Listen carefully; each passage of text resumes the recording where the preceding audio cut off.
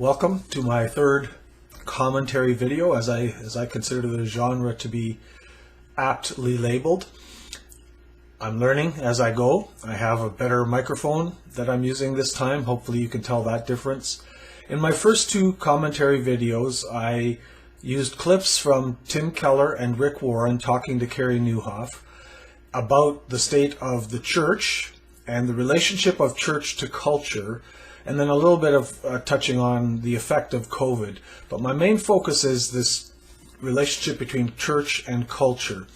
And then in the second one, in the next one, I looked at the teachings of J.K. Smith and how he started to point out a decade ago already that the culture shapes us more than we recognize.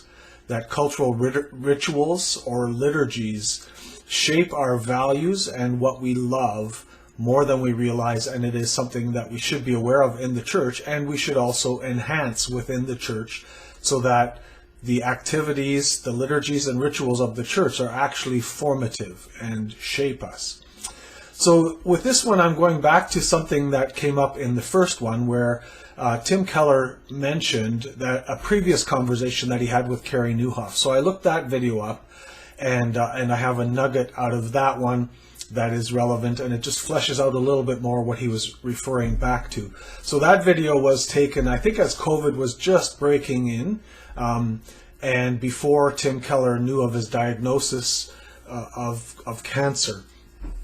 So I need to reiterate, even for myself, the purpose of these videos. In the earlier ones, I said I talk to the screen anyway when I'm watching a video, so why not record that in some way?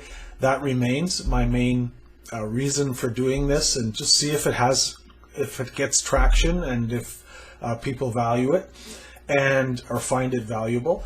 I might never know, but in case they do, it's there.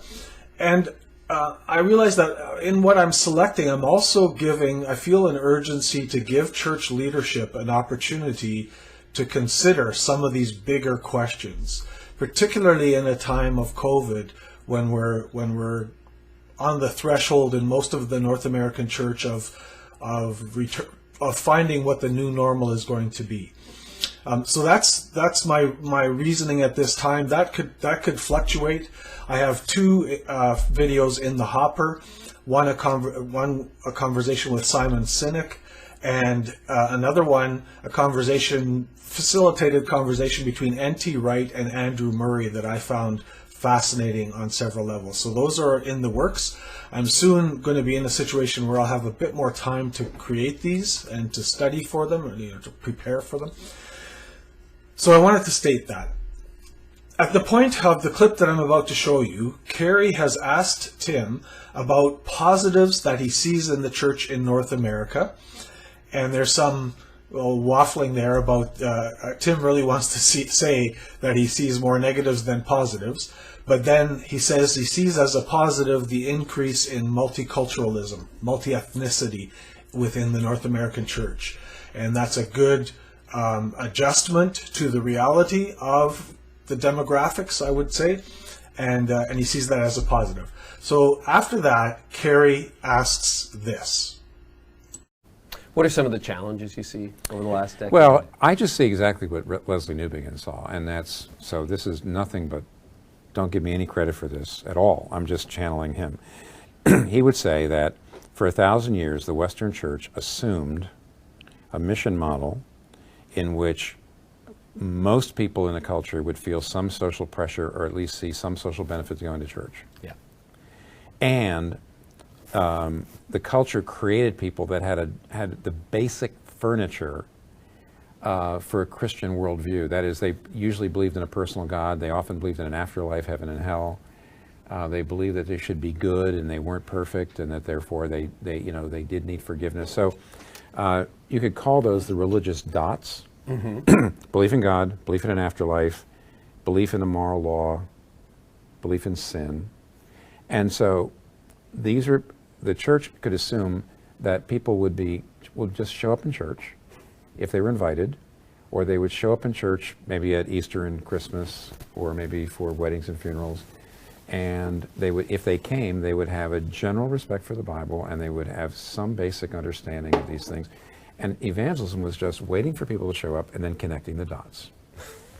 But what do you do if people don't come to church, won't come to church, why should they, and don't have the dots? So you can't evangelize by saying, oh, you want to go to heaven when you die, right? And you know you're not perfect, but Jesus Christ died for your sins so that you can be sure, if you believe in him, that when you die you'll go to heaven. So that's assuming all the dots. And what if the dots aren't there? Now what do we do? And Newbigin's basically saying the entire Western church for 1,000 years has assumed a Christendom culture, and now that it's gone, it has no way of reaching people, doesn't know how to talk to people, get their attention. It doesn't know how, even if they do show up, they don't know how to share the gospel in a way that makes sense to them. So is that a cause for concern? Yeah. Yeah. That's why I say that, to me, that is an overshadowing concern. Yeah. An overshadowing concern. So this is the umbrella under which Tim Keller sees much of the challenge of our society today, or of the church today, fitting. This is what's created many of our challenges. So he quotes Leslie Newbigin, and I want to give a bit of background on him first, and on his influence on me. When I first entered seminary, Leslie Newbigin's writings, particularly in this book here, I don't know if it'll show up reversed on your screen or not, Foolishness to the Greeks, was one of those books that you come across in your life that articulates something you felt in your gut, but were not smart enough to put into words and to explain. And when I read this, I was quite excited. There was another one by him as well that I don't remember the title of right now, and various articles. And really what it comes down to is Leslie Newbigin was for 40 years a missionary in India, I'm pretty sure, for the Anglican Church. And when he came back, when he was done that, to London and England, he recognized that his homeland had become a mission field of its own. And so a lot of his thought comes out of that perspective. And at the time when he started sharing this was really maybe even an absurd concept for religious leaders in the time. But now it has come in its fullness, what he was talking about, and I think we're even beyond it in some ways.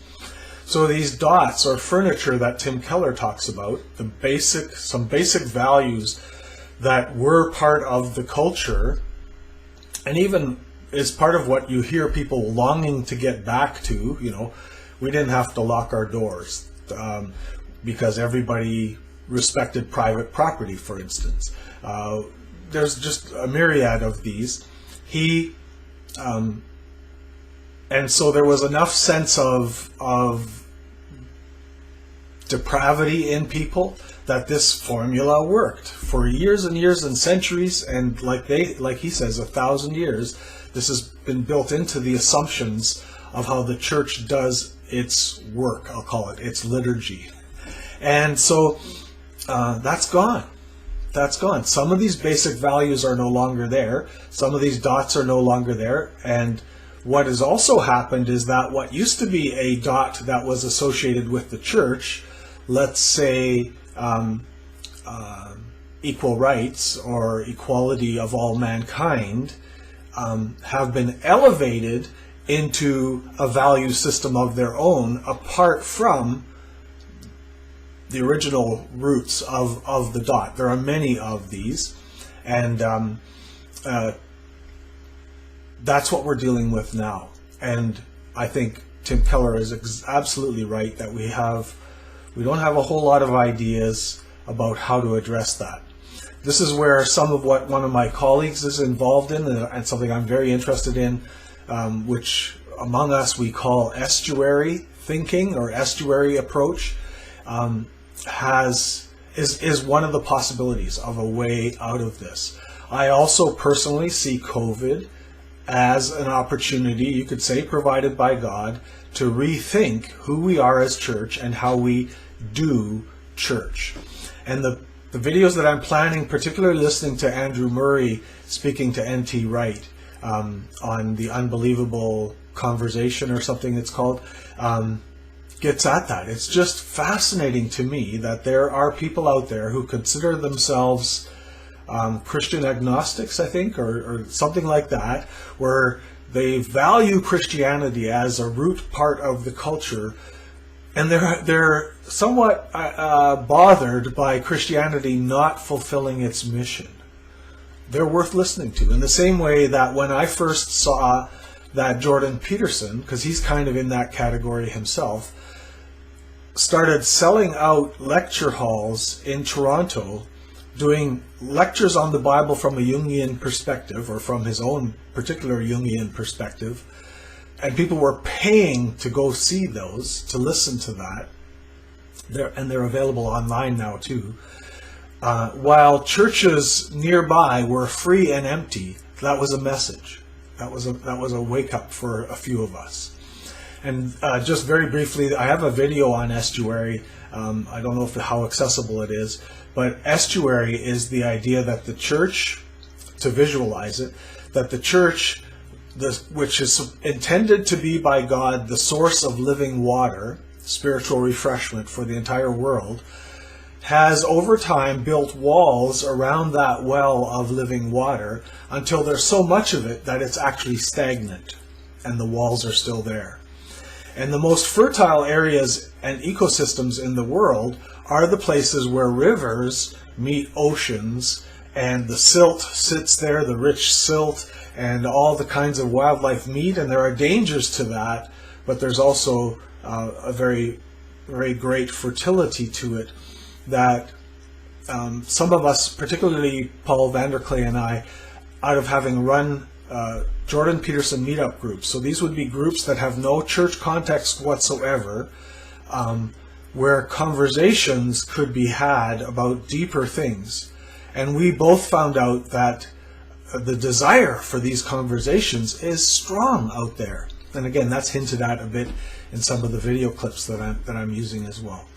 So this is the clip. This is a clip that excites me, and is also, I mean, Tim is pretty gentle about it, but is also a call to the church to wake up and to actually get enthused about this new possibility, which may be quite different than the way we were a church before COVID. I'll leave it at that for this video. I'm more excited about the next ones that I'm making, but I wanted to give this background. Stay safe, stay well, keep learning.